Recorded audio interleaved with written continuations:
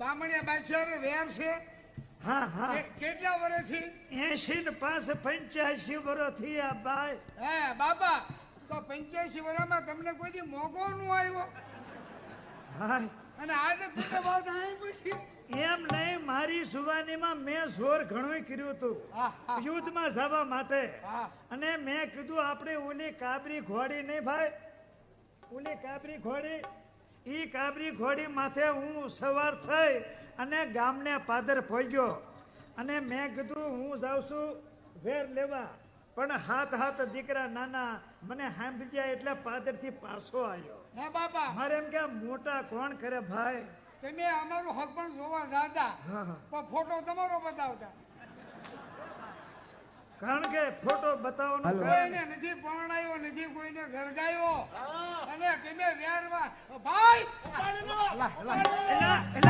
એ કાર્યને પકડો. એ ભાઈ મને મારશે.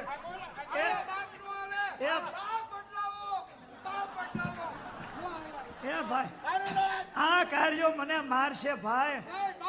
કહું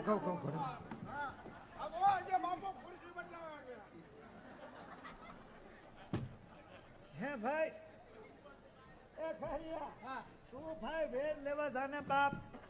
એ ભાઈ વેર લેવા એમ નહીં જવાના, નહીં જવાના, નહીં જવાના. બેન આવી, બેન આવી. હે ભાઈ, આજ કોઈ દિવસ નહીં ને આજે હાથી ભાઈ કેમ ભેગા થયા વીરા? કોણ આવ્યું ભાઈ? બેન આવી, બેન. ક્યાં છે બેન? ક્યાં છે? લે બાયું ના પડે કે ક્યાં છે, ક્યાં છે? આઈ છે, આઈ. દાદો ઉભો થઈ ગયો. ગામના ઓટા આઈને ભાંગ્યા, આને મારી નાખો થાય. આને ઓટા ભાંગ્યા આઈને.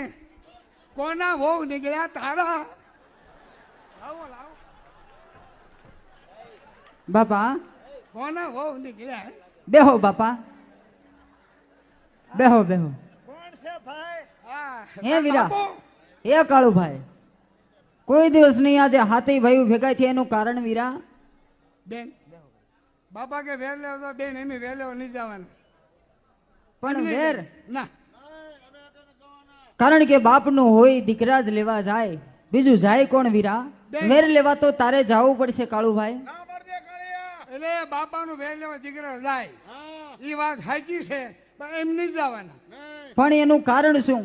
બાપા વ્યા જાહે હા. પછી રાજ કોણ ભોગવશે? એટલે રાત તો હું મોટો હું જ ભોગવું ને.